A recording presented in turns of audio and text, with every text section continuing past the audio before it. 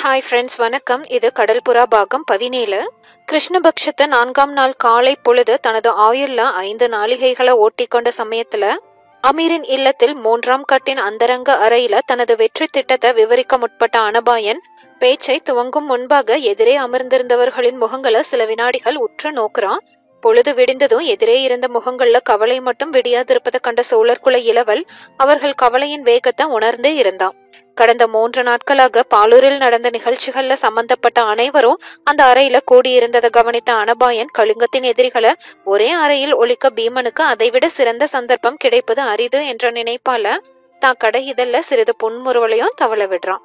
குதிரை சாலை தலைவனான அரபு நாட்டான் பாதுகாப்பில் அமீரால் வைக்கப்பட்டிருந்த குணவர்மனும் அமீரின் இல்ல பாதுகாப்பில் இருந்த காஞ்சனா தேவியும் அக்கம் பக்கத்தில் அமர்ந்திருந்ததன்றி மீண்டும் மீண்டும் ஒருவரையொருவர் பிரிய இஷ்டப்படாதது போல இருவர் கைகளோ ஒன்றையொன்று பற்றி கிடந்ததையும் அவர்களை விட்டு சற்றே விலகி உட்கார்ந்திருந்த இளைய பல்லவன் காஞ்சனா தேவி மீது கூட கண்களை செலுத்தாமல் தன்னையே நோக்கி கொண்டிருந்ததையும் பீமனுடைய கடுமையான காவலை உடைக்கக்கூடிய என்ன விந்தை திட்டத்தை தான் சொல்லிவிட முடியும் என்ற எண்ணத்தால சீன கொள்ளைக்காரனான அகுதான் தனது முகத்துல ஓரளவு அவநம்பிக்கையுடனும் அமர்ந்திருந்ததையும் தன்னிடம் அளவுக்கு மீறிய நம்பிக்கையுடைய அமீர் மட்டும் முகத்துல எந்தவித சந்தேகத்தையோ கவலையையோ காட்டாமல் உத்தரவு எந்த திக்கில் பிறப்பிக்கப்படும் என்பதை எதிர்பார்க்கும் தூதன் போல தான் வாயையே கவனித்துக் கொண்டிருந்ததையும் தனது புலி கண்களால அளவெடுத்து கொண்ட அனபாயன் அவர்கள் மனங்கள்ல ஓடிய பல்வகை எண்ணங்களை எடை போட்டதால திட்டத்தை மெல்ல மெல்லவே விவரிக்க தொடங்குறான்.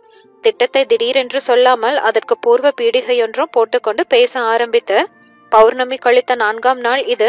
கடந்த 3 நாட்களில் பாலூரில் நடந்த நிகழ்ச்சிகளை நீங்கள் அறிவீர்கள். 2 அரசாங்கங்களின் தற்போதைய உறவு, பிற்காலத்தின் நலன் அனைத்தும் அந்த நிகழ்ச்சிகளில் சம்பந்தப்பட்டிருக்கின்றன. இதோ அமர்ந்திருக்கும் கடாரத்தின் மன்னர் இவர் இளவரசரா மன்னரா என்று தீர்மானிக்க முடியாத நிலையில் அந்த அரசாங்கம் இருக்கிறது. ஆகவே மன்னர் என்றே அழைக்கிறேன். இவரும் இவரது மகள் இளவரசி காஞ்சனா தேவியும் கடாரத்தின் தலையை அவிழ்க்க சோழ நாட்டு உதவி நாடி வந்திருக்கிறார்கள். ஆகவே இவர்களை காப்பது சோழ நாட்டின் இளவரசன் என்ற முறையில் என் பொறுப்பாகிறது. பாலூர் பெருந்துறையில் 1/3 பங்குள்ள தமிழ் பெருமக்களின் நலனை பாதுகாப்பதும் சோழ மன்னர் வீரராஜேந்திர சோழதேவனின் பிரதிநிதி என்ற முறையில் என் கடமையாகிறது. இந்த 2 கடமைகளையும் நிறைவேற்ற 2 வழிகள் இருக்கின்றன. ஒன்று, கலிங்கத்தின் படைகளிலும் மற்ற துறைகளிலும் உள்ள தமிழ் மக்களை திரட்டி பாலூரை இரத்த களரியாக்குவது. 2வது, எந்த இரத்த களரியும் ஏற்படாமல் தந்திரத்தால் 4-5 பேரின் வீரத்தாலும் துணிவாலும் தப்பிச் செல்வது. முதல் வழி பயங்கரமானது. நாம் அப்புறம் சென்றதும் இந்த ஊரில் உள்ள தமிழ் மக்களை தெரியாமல் அடிப்பது போர் வெறி பிடித்திருக்கும் பீமனுக்கும் அனந்தவர்மனுக்கும் சோழர்களுடன் போர் தொடங்க ஒரு காரணத்தை அளிப்பது. இந்த முறையை சோழர் குல இளவரசனான நான் அனுமதிக்க முடியாது. அது நாடுகளின் வேறுபாடுகளை தீர்க்க கடைசி பட்சமாகத்தான் இருக்க வேண்டும். தவிர நாம் பாலூர் விட்டு நகர்ந்ததும் பெரும் படைகளை கொண்டு தமிழர்களையும் பழிவாங்க பீமனை தூண்டும் வழி சிறந்த வழி அல்ல. ஓர் இளவரசன் காட்டக்கூடிய வழியும் அதுவல்ல. போரை கண்டு சோழ நாடு அஞ்சவில்லை. ஆனால் அனாவசியமாக போரில் நாட்டை இறக்குவதற்கும் அது இஷ்டப்படவில்லை. இன்று உங்களுக்கு ஒரு ரகசியம் சொல்லுகிறேன். அதோ உட்கார்ந்திருக்கும் எங்கள் படைத்தலைவரை போலவே நானும் இங்கு சோழ மன்னரால் தான் அனுப்பப்பட்டேன். ஆனால் சில வாரங்கள் முன்னதாக அனுப்பப்பட்டேன். எதற்கு என்று பேசிக்கொண்டு போன அனபாயன் சற்று பேச்சை நிறுத்துறான். அந்த அறையில குழுமி இருந்த யாரும் பதில் சொல்லும் நிலையில இல்லாததை கண்டு அனபாயன் தானே மேற்கொண்டு காரணத்தை சொல்றான். தென்கலிங்கத்து பீமனும் வடகலிங்கத்து அனந்தவர்மனும் பரஸ்பர இணைப்பு ஏற்படுத்தி கொண்டார்களா என்பதை அறிய அனுப்பினார். அது மட்டுமல்ல, இந்த இணைப்பு இருந்த போதிலும் தென்கலிங்கத்து பாலூரில் வாழும் தமிழர் நிலை நல்ல முறையில் இருக்கிறதா? சோழ நாட்டிடம் தீரா விரோதமுள்ள அனந்தவர்மன் போதனையால் பீமன் தமிழர்களின் விரோதியாகி விட்டானா என்பதை உணரவும் அனுப்பினார். அத்துடன் கடாரத்து மன்னர் சோழ நாடு வருவதாகவும் செய்தி வந்தது. அப்படி வந்தால் அவரை பாலூரில் வரவேற்று பத்திரமாக சோழ நாடு அழைத்து வரும்படி சோழ மன்னர் பணித்தார். இத்தனை அலுவல்களையும் ஏற்று வந்தேன். வந்த பின் இங்கு நிலைமை கடுமையாயிற்று. சோழ நாட்டுக்கு இங்குள்ள நிலை பற்றி செய்தி கூட என்னால் அனுப்ப முடியவில்லை. ஆகவே இளைய பல்லவரையும் சமாதான ஓலையுடன் அனுப்பியிருக்கிறார். நாங்கள் இருவரும் வந்த பணியில் ஒன்று பலனற்று விட்டது. நிரந்தர சமாதானம் சாத்தியமில்லை. தமிழர் நிலை கேவலமா இருக்கிறது. இந்த சமயத்தில் இங்கு போரை புகுத்துவதால் ஆரம்பத்தில் தமிழர் சேதம் பெருவாரியா இருக்கும். இங்குள்ள தமிழர் சமூகம் பெரும் படைகளால் அழிக்கப்பட்டாலும் படலாம். ஆகையால் அதை தவிர்க்க இஷ்டப்படுகிறேன். அதற்கு ஒரே வழிதான். நமது தலைகளை பணயம் வைத்து தப்புவதை தவிர வேறு வழி இல்லை. அத்தகைய ஆபத்தான மார்க்கத்தை தான் நாம் கடைபிடிக்க வேண்டியிருக்கிறது. நமது சிக்கலில் சம்பந்தப்படாதவர்களும் சிலர் இருக்கிறார்கள். ஆனால் நமக்கு உதவ முன் வந்திருக்கிறார்கள். அவர்கள் இப்பொழுது கூட இந்த ஆபத்தை ஏற்க இஷ்டப்படாவிட்டால் விலகலாம். அவர்களை நமக்காகவோ சோழ நாட்டுக்காகவோ தியாகம் செய்ய சொல்ல நமக்கு உரிமை இல்லை என்ற அனபாயன், அகூதா, அவன் அடிமை அமீர் இவர்களை ஒருமுறை கூர்ந்து நோக்குறான். இதை கேட்ட அமீரின் முகத்துல சங்கடம் தெரியுது. அகூதாவின் அடிமை முகம் கல்லா இருக்கு. அகூதாவின் சிறு விழிகள் ஆச்சரியத்துடன் அந்த வீர புருஷனின் கண்களோடு கலக்குது.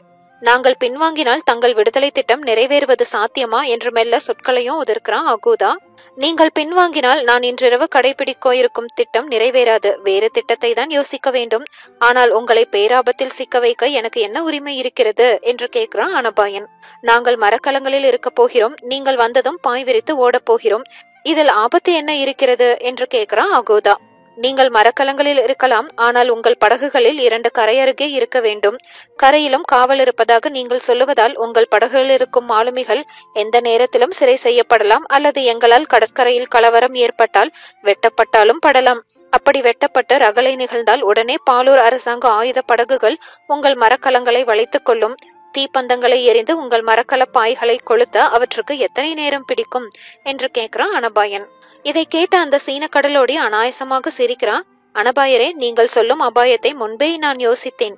நீங்கள் உணர்ந்திருக்கிறீர்களா என்பதற்காகத்தான் கேட்டேன். அபாயம் இல்லாத வாழ்க்கையில் ருசி எங்கிருக்கிறது? உங்களை போன்ற ஒரு வீர புருஷனுக்கு உதவ என் 2 மரக்கலங்கள் அல்ல, உயிரையே பலி கொடுக்க தயாரா இருக்கிறேன். ஆனால் என் உயிரை பலி கொடுக்க வேண்டிய அவசியமில்லை. பலி கொடுப்பது சாத்தியமும் இல்லை. இதைவிட பெருத்த அபாயங்களே என்னை அழிக்க முடியவில்லை என்ற சொற்களை உதிர்க்கிறான் அகூதா. எதற்கும் அஞ்சாத அகூதாவின் துணிவை கண்டு அனபாயனே ஆச்சரியப்படுறான். அத்துடன் நன்றி துணிக்கும் குரல்ல சொல்றான், சீன கடல் வீரரே, உங்கள் உதவியை தமிழகம் என்றும் மறக்காது. இத்துடன் அகூதாவுடன் சம்பாஷணையை முடித்து கொண்ட அனபாயன் அமீரை நோக்கிவிட்டு மற்றவர்களையும் நோக்கி சொல்றான், முடிந்தால் அமீரை இந்த அபாயத்திலிருந்து விளக்கலாம். ஆனால் என் மனோபாவத்தை முன்கூட்டி அறிந்த அமீர் அதற்கு வழி இல்லாமல் செய்துவிட்டான். நமக்காக அரண்மனைக்கு பின்புறத்தில் உள்ள குதிரை சாலை விடுதியில் அதன் தலைவன் பராமரிப்பிலேயே குணவர்மரையும் பணிப்பெண்களையும் அவர் பணியாட்களையும் தங்க வைத்து காப்பாற்றியிருக்கிறான்.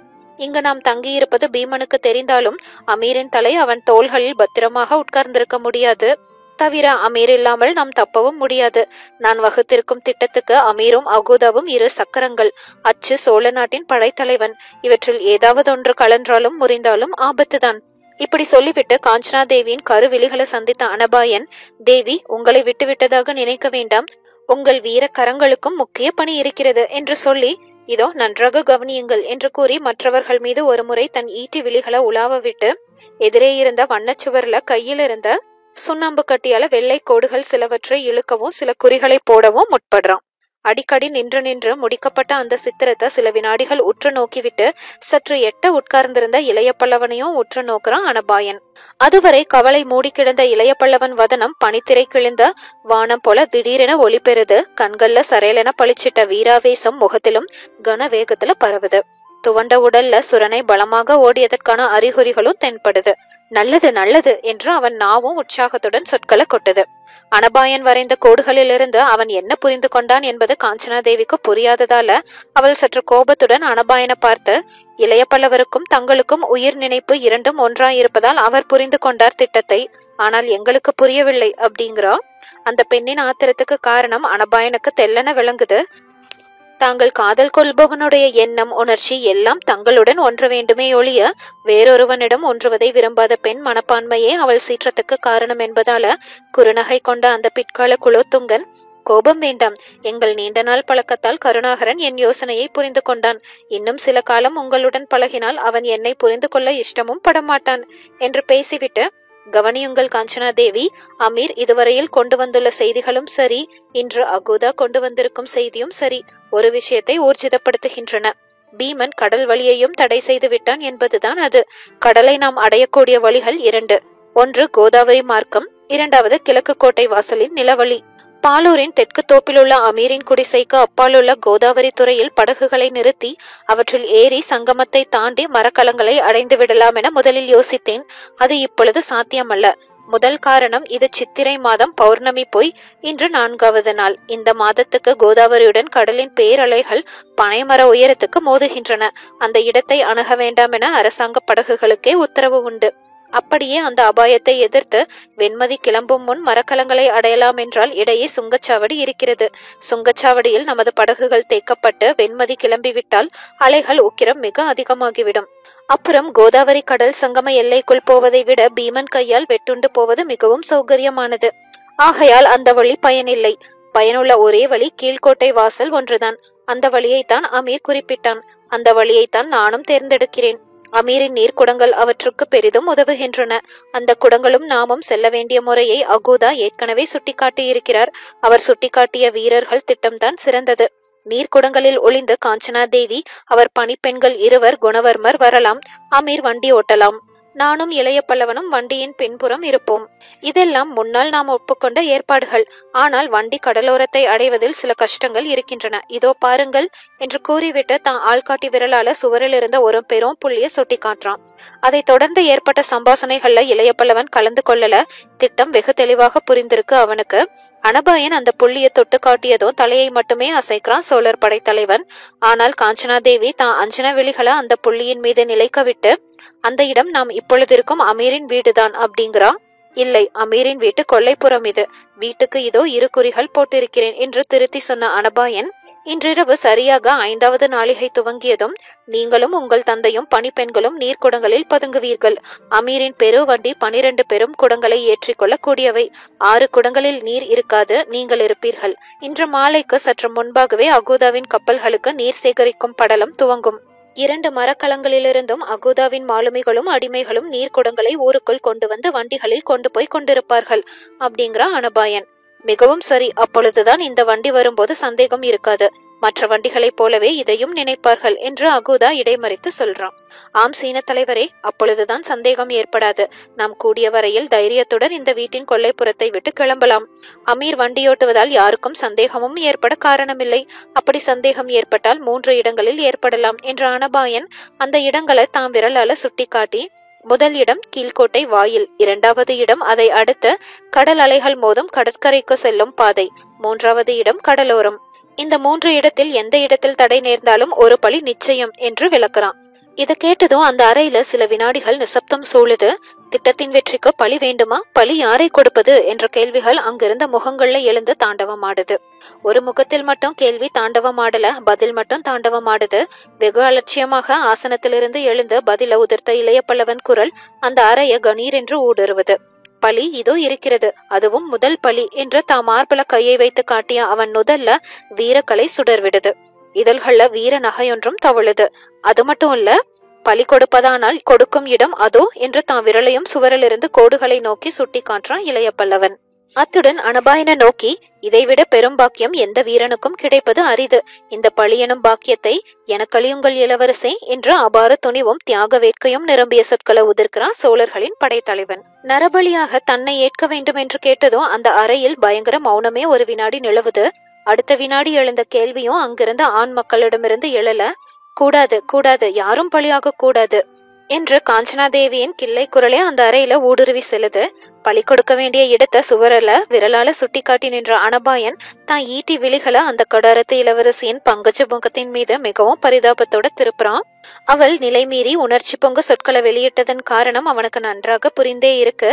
இங்கு கடாரத்து இளவரசி பேசவில்லை, அவள் காதல் பேசுகிறது என்று தனக்குள்ளேயே சொல்லிக்கொண்ட அனபாயன், இந்த பழி கொடுத்தால் மற்றவர்கள் பிழைக்கலாம் தேவி, இல்லையேல் இன்னும் ஒரே நாளில் நாம் அனைவரும் கலிங்கத்தின் வாள்களுக்கு பலியாவோம் அப்படிங்கிறான். வாழ்ந்தால் கூடி வாழ்வது, வீழ்ந்தால் கூடி வீழ்வது என்ற தத்துவம் உயரியதல்லவா என்று கேட்கிறா காஞ்சனா தேவி பழிச்சென்ற. இம்முறை அனபாயனுக்கு பதில் இளைய பல்லவனே பதில் சொல்றான். காஞ்சனா தேவி இருந்த பக்கம் திரும்பி கூட பார்க்காம எதிரே சுவரில் இருந்த கோடுகளிலேயே கண்களை நாட்டிக்கொண்டு, தனி மனிதர்களுக்கு அந்த தத்துவம் சரி தேவி, நாடுகளுக்கல்ல என்று பதில் கூறுறான் இளைய பல்லவன். இங்கு பலியாக போவது தனி மனிதரா நாடா என்று காஞ்சனா தேவி கேக்குறா. தனி மனிதர் பலியானால் நாடுகள் பலியாகாது, இல்லையேல் 2ம் பலியாகும் அப்படிங்கிறான் இளைய பல்லவன். நீங்கள் சொல்வது புரியவில்லை. புரிய சொல்லுகிறேன் கேளுங்கள் என்று துவங்கிய இளைய பல்லவன் மற்றவர்களுக்கு முன்னால் தனக்கும் காஞ்சனா தேவிக்கும் சென்ற 2 நாட்களுக்குள் வளர்ந்துவிட்ட காதலை வெளிப்படுத்த இஷ்டப்படாம அவளை கேளுங்கள் என்று மரியாதையாகவே அழைக்கிறான். மேற்கொண்டு அனபாயன் திட்டத்தை அவன் விவரித்த போதும் அவளை சற்று மரியாதையாகவே விழித்து விஷயங்களை விளக்குறான். தேவி, இன்று இந்த அறையில் நாம் விவாதிக்கிறோம் நமது விடுதலை பற்றி.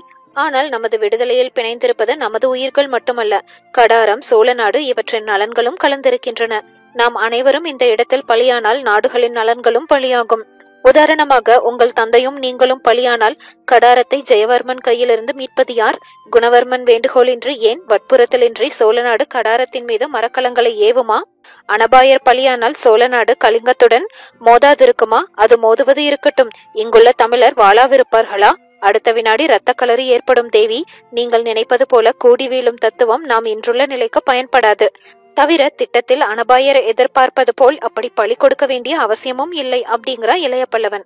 பழிக்கு அவசியம் இல்லையா? காஞ்சனாதேவியின் குரல்ல சற்று நம்பிக்கை தொனிக்குது. அவசியமில்லை, ஆனால் ஏற்படாது என்று திட்டமாக சொல்ல முடியாது. அதோ அந்த கோடுகளையும் புள்ளிகளையும் கவனியுங்கள் என்று திட்டத்தை விளக்க முற்பட்ட இளைய பல்லவன், மேற்கு கோடியில் இருக்கும் புள்ளிதான் இந்த வீட்டின் கொல்லைப்புறம். அதற்கு அடுத்து குறுக்கும் நெடுக்குமாக இழுக்கப்பட்டுள்ள கோடுகள் இந்த கொல்லைப்புறத்தை அடுத்து சிறு தோப்பை குறிக்கின்றன. தோப்புக்கு அடுத்தபடி பட்டையாக இழுக்கப்பட்டுள்ள 3 கோடுகளும் 3 பெரு வீதிகள். அந்த வீதிகளை கடக்கும் வரையில் அதிக ஆபத்தில்லை.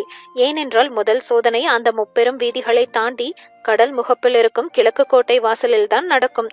அங்கு நமது வண்டி மட்டும் இருந்தால் மாடுகளை வேகமாக முடுக்கி நீர்க்கரையை அடைய முயலலாம்.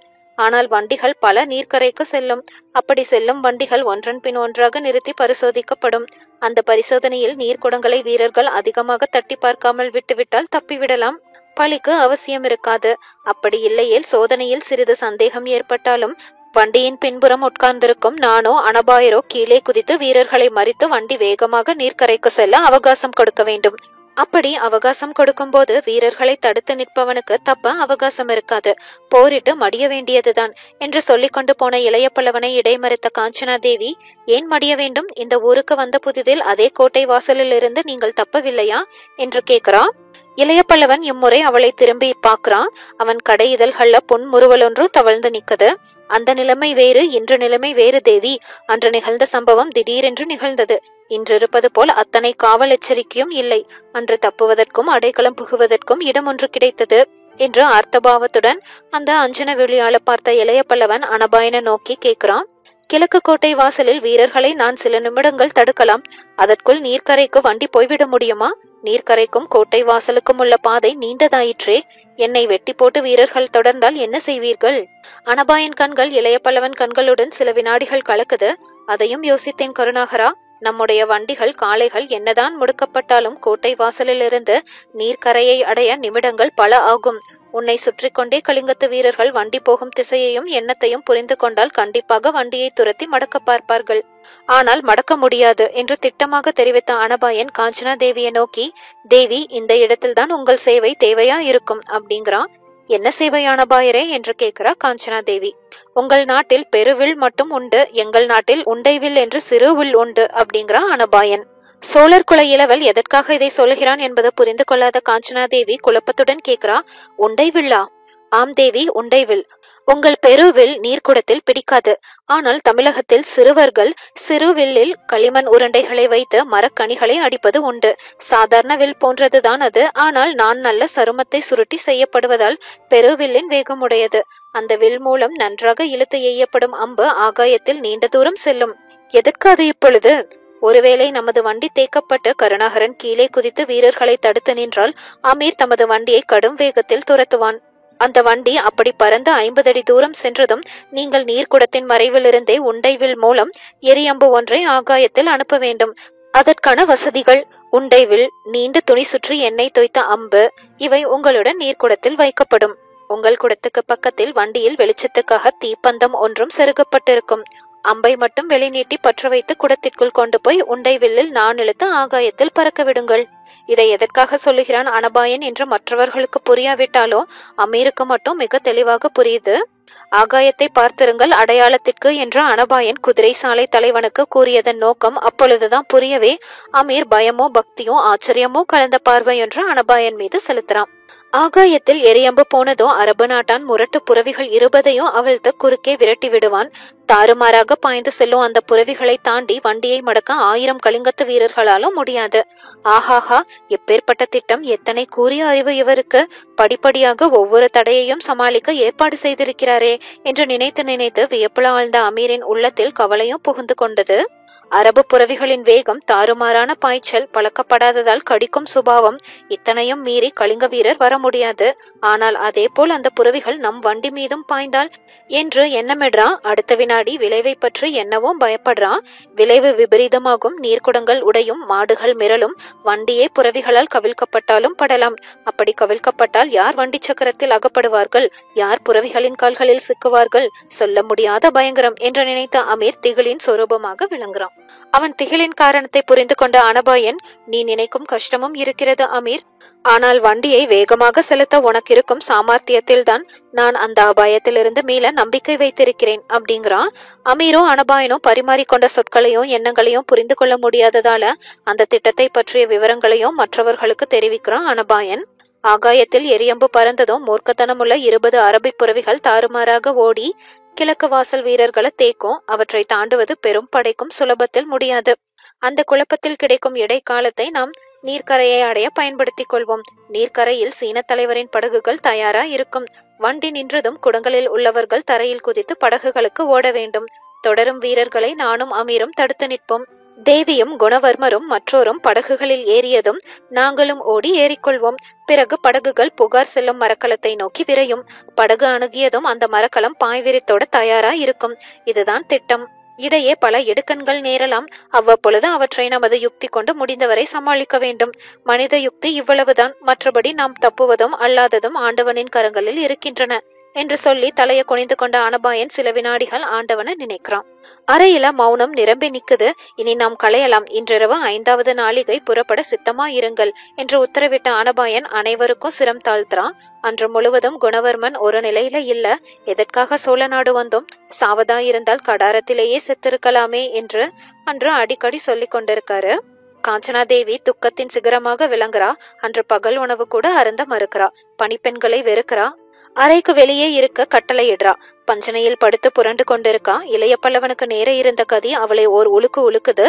அவள் வேதனையை சகிக்க இஷ்டப்படாதது போல பொழுது வேகமாக ஓடி விளக்கு வைக்கும் நேரமும் வருது. காஞ்சனாதேவியின் அறையிலும் ஒரு விளக்கு எரியத்தான் செய்தது. அந்த சுடர் போல தன் வாழ்க்கை விளக்கு எரியுமா அணையுமா என்பதை நினைத்து அவள் விளக்கின் சுடரை நோக்கி கொண்டிருந்த சமயத்தில்தான் இளைய பல்லவன் அவள் அறைக்குள்ள நுழைறான். அவன் தனியாக நுழையல. கையிலே ஒன்றும் தவழ்ந்து நின்றது. அதை கண்டதும் பொல பொலவென கண்ணீரை ஊகுக்கிறான் அவ. அது ஆனந்த கண்ணீரா, சோக கண்ணீரா, பெரும் விந்தைய கண்டதால ஏற்பட்ட கண்ணீரா, இதயத்தில் வேதனை விளைந்ததால் ஏற்பட்ட கண்ணீரா, அவளுக்கே புலப்படல. அவன் கையையே வெறித்து நோக்குறான் அவ. அவன் கை சொன்ன கதைதான் என்ன? அது அடுத்த பாகத்துல பார்க்கலாம். தேங்க்யூ.